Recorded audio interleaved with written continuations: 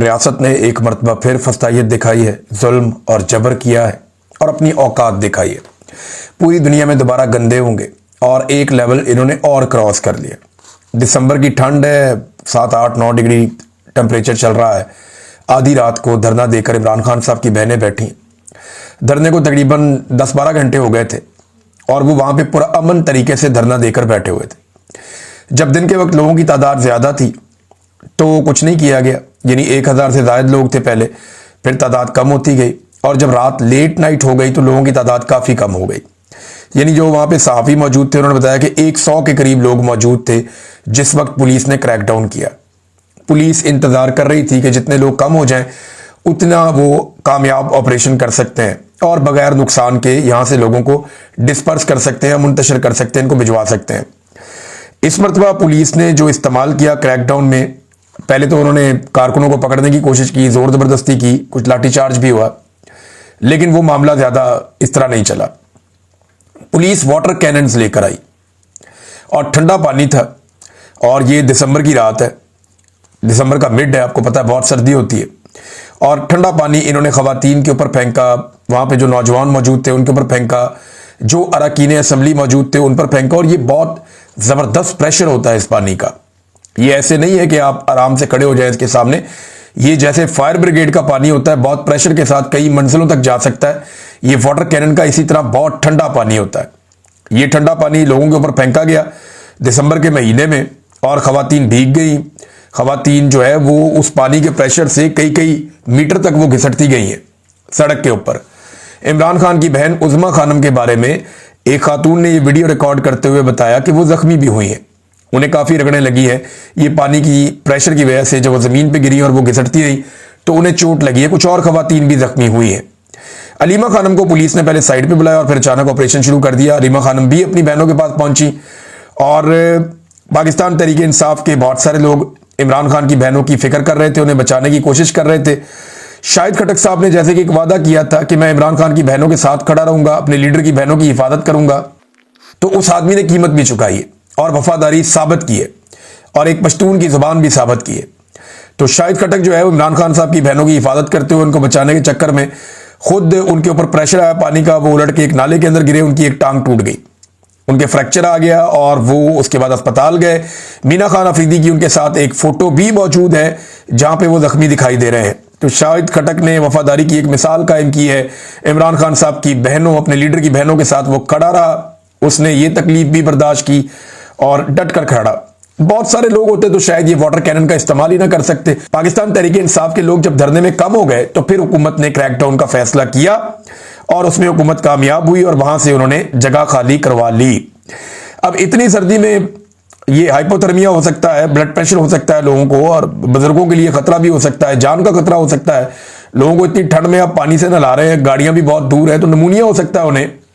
बहुत सारे लोगों की हालत पतली थी। मैं एक वीडियो देख रहा था एक नौजवान की, मेरी बल्कि रात को एक स्पेस में उससे बात भी हो रही थी, हैदर मजीद उनका नाम है, और उनकी वालदा की मैंने वीडियो देखी, वो बेचारी सर्दी के अंदर थर थर कांप रही है, उनकी बुरी हालत है, उनके ऊपर एक कंबल भी डाला हुआ है और वो वहां पे यही बात कर रही है कि ये किस हद तक इन्होंने जुल्म करना हमारे साथ।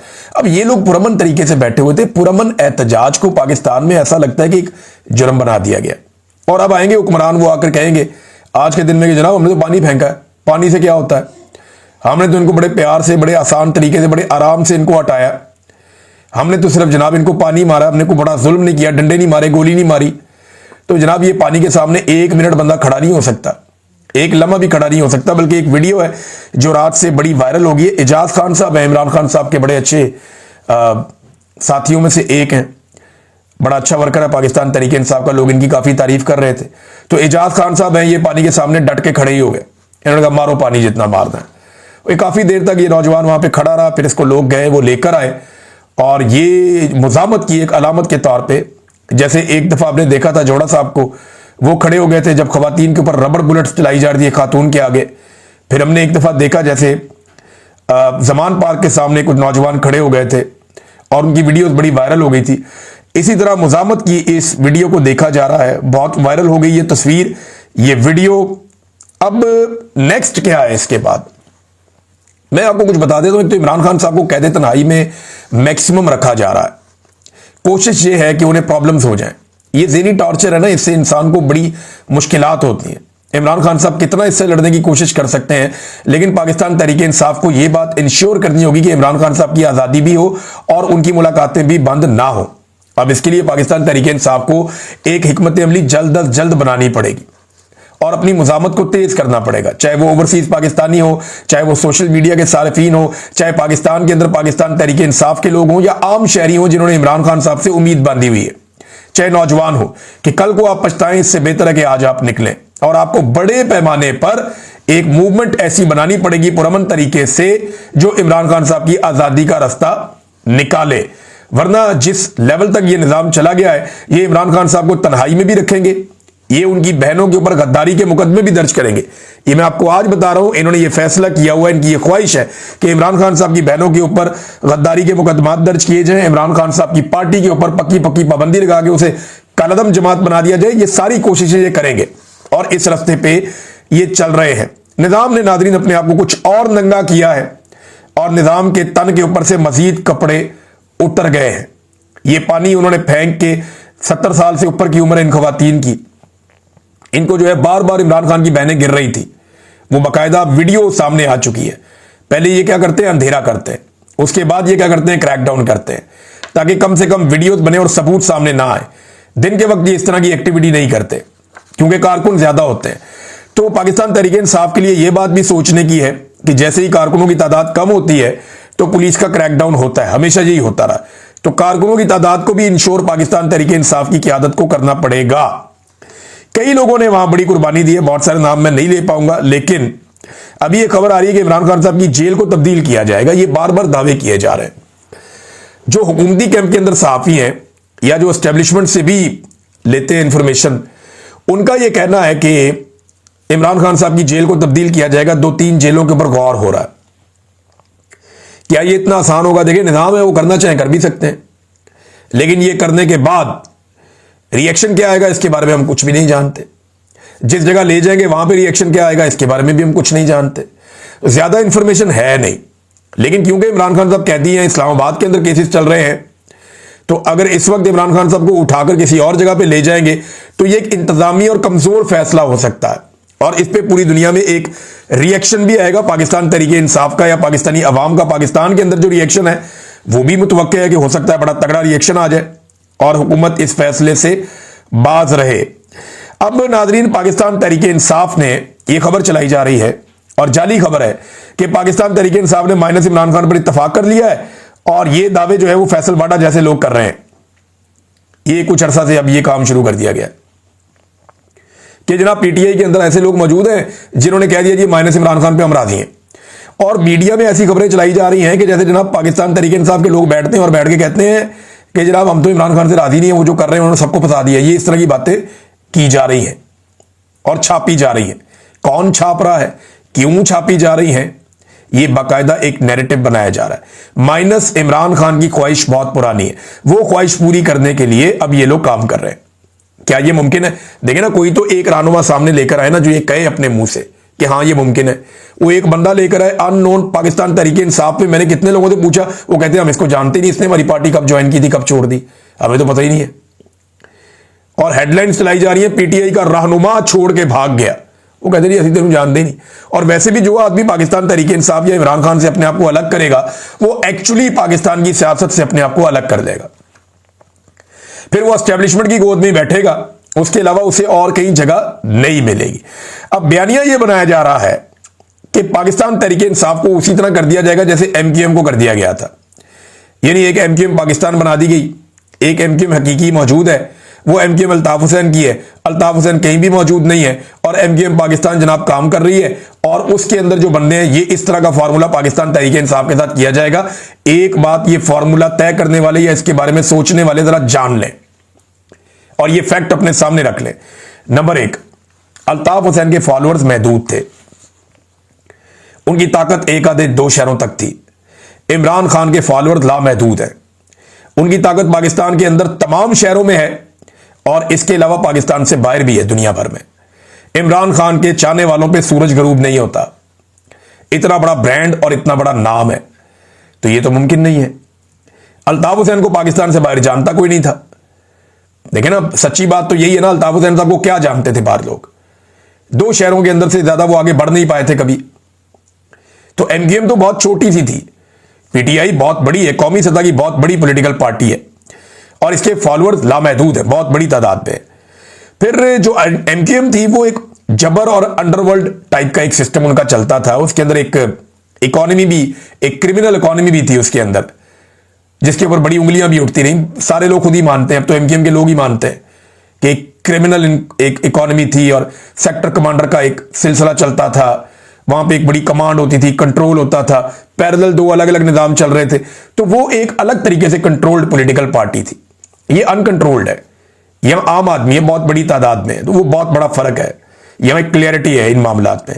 दूसरा, अल्ताफ हुसैन जो लीडर है पाकिस्तान एमक्यूएम के एक लीडर थे, वो पाकिस्तान से बाहर थे बड़े लंबे अरसे थे, और वो पाकिस्तान से बाहर गए थे अपनी जान के खतरे की वजह से कि मुझे मार देंगी एजेंसियां, या मुझे गिरफ्तार करके या मुझे लापता कर दिया जाएगा।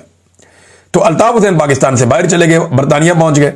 इमरान खान पाकिस्तान के अंदर रह गए, वो पाकिस्तान से बाहर नहीं गए, उन्होंने कहा पाकिस्तान से बाहर मैं नहीं जाता। गिरफ्तार वो हो गए, उनकी जान को आज भी खतरा है, लेकिन वो ये रिस्क ले रहे हैं जो अल्ताफ हुसैन साहब ने नहीं लिया। फिर एमक्यूएम जब कराची से इलेक्शन जीतती थी तो वो एक सिस्टमैटिक तरीके से इलेक्शन लड़ते थे, वो सबको पता है वो कैसे इलेक्शन होता था, वो कैसे वोटिंग होती थी, किस तरीके से सिस्टमैटिक तरीके से वो आते थे। पाकिस्तान तरीके इंसाफ जिस तरीके से आई और जैसे उन्होंने फस्तागियत के खिलाफ भी वोट ले लिया और इतने बड़े पैमाने पर ले लिया, ये तो किसी को इम्कान भी नहीं था। तो बड़ा फर्क है एमक्यूएम के खिलाफ ऑपरेशन में और पाकिस्तान तरीके इंसाफ के खिलाफ ऑपरेशन में, बड़ा फर्क है। ये जमीन आसमान का फर्क है दोनों पॉलिटिकल पार्टीज में, इनकी बुनत में और इनकी स्ट्रेटजी में, और जिस तरीके से ये पॉलिटिकल पार्टीज और इनके वर्कर्स काम करते हैं। फिर सोशल मीडिया और ओवरसीज पाकिस्तानी बहुत बड़ी ताकत है जो इमरान खान के साथ है, जो एमक्यूएम के साथ नहीं थी। नादरीन, खुरम ज़ीशान का एक ट्वीट आया, मैं आपके सामने रखना चाहूंगा। यानी जिसके घर पे गोलियां चल जाएं और वो मौजूद ना हो और इस तरह का वाकया एक हो जाए, एक मुलाजिम जख्मी भी हो गया, 20-25 लोग डालों के अंदर बैठ के आ गए, तो उस आदमी का हौसला देखें, वो अब स्टेटमेंट, हद क्या होगी, मौत कबूल है, 1000 बार कबूल है, कुत्तों की तरह जीने से शेरों की तरह मर जाना कबूल है, ये खुरम ज़ीशान ने कहा। तो ये उनका स्टेटमेंट है। फिर वजीर आला भी उनके घर गए, उनसे जाकर मुलाकात की, उनसे जाकर इजहार यकजहती किया। ये बड़ा पॉजिटिव जेस्चर है, ये बंदे पकड़े जाने चाहिए, कम से कम पता तो चले कौन लोग हैं जो दंदनाते हुए आते हैं पेशावर के अंदर और आकर एक सेनेटर के घर के ऊपर फायरिंग कर चले जाते हैं। अब फैसल वाडा धमकियों पे धमकियां कि जनाब ये सेनेटर नहीं रहेगा, वो एमएनए नहीं रहेगा, उसको ये कर देंगे, उसको ये कर देंगे, और एस्टेब्लिशमेंट उनको बताती है और वो आकर आगे बताते हैं। चले एक खबर हम भी दे देते हैं वाडा साहब को कि वो ये याद रखें कि ये जुल्म का निज़ाम, ये जबर का निज़ाम चलना नहीं है, एक दिन ये खत्म हो जाएगा और फिर आपके जो आका हैं, आपके जो मालिकान हैं, वो आपको तब्दील करने पड़ेंगे। तो उसके लिए ज़हनी तौर पे अपने आप को आप तैयार रखें। नाज़रीन, बिलावल ने एक स्टेटमेंट दिया। बिलावल ने कहा कि 2 तरामीम एक पार्लियामेंट से काफ़ी हैं, आइन को बार बार तब्दील नहीं करना चाहिए। और उसने ये भी कहा बिलावल ने कि अवाम के वोट मिलेंगे तो मैं वज़ीर आज़म बन जाऊंगा। नहीं जी, आपके वालिद अभी सदर बने, अवाम के वोटों से नहीं बने। आपकी बहन को जो एमएनए बनाया गया, तमाम उम्मीदवारों को बिठा के जबरदस्ती पकड़ के जबरदस्ती करके बिला मुकाबला बनाया गया। आपको जिस तरह एमएनए बनाया गया आप भी जानते हैं, जिस तरीके से आपके बेशतर लोग फॉर्म 47 पर जीत कर आए ये भी आप अच्छी तरह जानते हैं। तो बिलावल साहब, अवाम के वोट का आप नाम ना लें, क्योंकि अवाम ने आपको इस अंदाज में वोट कभी नहीं देना। अब पाकिस्तान पीपल्स पार्टी को जरदारियों ने दफन कर दिया। जो भुट्टो खानदान ने कुर्बानियां दे देकर एक पॉलिटिकल पार्टी बनाई थी, उठाई थी, जरदारियों ने इस पॉलिटिकल पार्टी को दफन कर दिया। अब अवाम के वोट से तो वजीर आज़म नहीं बनते, हां उस तरीके से बन सकते हैं जो तरीका आप लोगों ने इख्तियार किया हुआ है, और ना की गुंजाइश नहीं है। बिलावल साहब, आपने डंडे वाली जमहूरियत कहा था और आपने ब्रूट मेजॉरिटी का लफ्ज इस्तेमाल किया था और जबरदस्ती 26वीं और 27वीं आईनी तरमीम करवाई है। आप 28वीं आईनी तरमीम भी करवाएंगे अगर आप लोगों के आका की तरफ से हुक्म आ गया तो। सिर्फ हुक्म की देर है, उनका हुक्म आ गया तो आप लोग लाइन में लगकर 27वीं के बाद 28वीं आईनी तरमीम भी पास करवाएंगे। नादरीन, आईएमएफ ने पैसे जारी कर दिए हुकूमत को। और अच्छा, मैं एक चीज आपको इससे पहले एक और बताऊं, मैं ना बड़ा लंबा अरसा प्रोग्राम्स करता रहा हूं टीवी चैनल पे, हम जब कभी एक मेहमान को 1-on-1 बुला लेते थे ना, अकेला बुलाते थे, आओ बैठो बैठ के बात करो, तो दोबारा उसको बुलाने में हम 2 हफ्ते या 3 हफ्ते का टाइम कम से कम लेते थे। महीने में एक आध दफा एक मेहमान को बुला लिया, या कम से कम 2 हफ्ते 3 हफ्ते गुजरने के बाद दोबारा उसको मौका दिया। लेकिन फैसल वाडा साहब एक एक प्रोग्राम में 3-3 दफा 2-2 दफा शिरकत कर रहे हैं हर हफ्ते। उन्हें जानबूझकर उन प्रोग्रामों के अंदर बिठाया जा रहा है और वो खुलकर खेल रहे हैं उन प्रोग्रामों के अंदर बैठ के। तो बाकायदा ये तयशुदा चीजें हो रही हैं, तयशुदा तरीके से हो रही हैं। सहाफी तो बहुत अच्छे सवालात करते हैं, बात सहाफी, और उन्हें अप्रिशिएट किया जाना चाहिए। लेकिन प्लेटफॉर्म्स को इस्तेमाल करते हुए फैसल वाडा साहब लगातार नफरत फैलाते चले जा रहे हैं, फैलाते चले जा रहे हैं। हालांकि माजी में इसकी कोई इस तरह की नजीर नहीं है। अब नादरीन, एक और मैं आपको खबर दे रहा था कि IMF ने एक रिपोर्ट जारी की और पाकिस्तान ने उसमें कुछ भी नहीं किया, टके का काम नहीं किया। लेकिन IMF ने 1.3 अरब डॉलर की किस्त जारी कर दी। बड़ी अच्छी बात है, पाकिस्तान को पैसे मिल गए, पाकिस्तान को मजीद कर्जा मिल गया, क्योंकि कर्जा मिलता है तो पाकिस्तान की इकॉनमी थोड़ी थोड़ी घिसटती है। कर्जा मिलता है तो तनख्वाहें मिलती हैं, कर्जा मिलता है तो थोड़ा बहुत माहौल चलता है, कर्जा मिलता है तो पाकिस्तान आगे बढ़ता है। कर्जे के बगैर तो हम कुछ कर ही नहीं सकते। तो IMF के जो पैसे मिले अभी, ये कैसे मिल गए? जब आपने काम ही कोई नहीं किया, जब उन्हें पता है कि आप लगातार गलत फैसले कर रहे हैं, तो वो पैसे क्यों दे रहे हैं? इसके लिए इन्हिसार किया जा रहा है अमेरिका पर, और अमेरिका को खुश रखने के लिए इसराइल को खुश रखना होगा। तो पाकिस्तान ये जितनी भी पॉलिसीज बनाता है, ये उसका नतीजा है, बस आप इतना समझ लीजिए। अब नाज़रीन, मैं जाते जाते आपको एक खबर और देता हूं कि ये 2 जजेज हैं, दोनों के मामलात हैं, और इन पे बहुत सारे लोग बात भी कर रहे हैं, और बात की भी जानी चाहिए, बार बार बात की जानी चाहिए। ये जो 2 जजेज हैं ना, इनमें एक जज लाहौर में, उसके 2 सेब चोरी हो गए तो मुकदमा दर्ज हो गया, अंदाजा करें आप। और दूसरे जज के बेटे ने 2 खवातीन को कत्ल कर दिया गाड़ी के नीचे देकर, बगैर लाइसेंस के ID कार्ड की गाड़ी चला रहा था, और वो 2 दिन में बाहर आ गया। ये है पाकिस्तान के अंदर निज़ाम इंसाफ की हालत। ना कोई सवाल पूछ सकता, ना कोई जवाब मांग सकता, ना किसी ने इसका नोटिस लिया, ना किसी ने जज को बुला के पूछा कि वाइकेरियस लाइबिलिटी है जज साहब, ये तड़ा पुत्र है, आपने इसको मना क्यों नहीं किया? आप रिस्पॉन्सिबल हैं इसके लिए, आपको जवाब देना चाहिए इसके लिए। नहीं, किसी ने पूछा ही नहीं, कोई सवाल ही नहीं। अगर इमरान खान के दौर में ये हुआ होता ना, तो इमरान खान जिम्मेदार होता है इस वाकये का। इन सारों ने कहना था इमरान खान का गिरबान पकड़ दो जाके, जज के बेटे ने हरकत कर दी, पकड़ो इमरान खान का गिरबान पकड़ो। लेकिन आज उस जज से भी कोई सवाल करने को तैयार नहीं है। यह है पाकिस्तान में दोहरा निज़ाम इंसाफ। अब ये जज पाकिस्तानियों को क्या इंसाफ देगा? क्या इंसाफ देगा? जिसने अपने बेटे के लिए ये सारा कुछ कर दिया, वो क्या इंसाफ देगा? ये दुनिया के अंदर आप कहीं ले जाए केस, किसी भी दुनिया के जज के सामने रख दें कि एक 9 उम्र बच्चे ने इतनी बड़ी गाड़ी लेके, वो गाड़ी की नंबर प्लेट का भी पता चल रहा है वो ठीक नहीं थी, वो ले जाके उसने 2 लड़कियों में मारी, दोनों मौके पे मर गई, और वो जज का बेटा था, 4 दिन का रिमांड सुलह और बाहर। कोई जुर्म ही नहीं बनता इसके अलावा, कुछ किया ही नहीं गया इसके अलावा।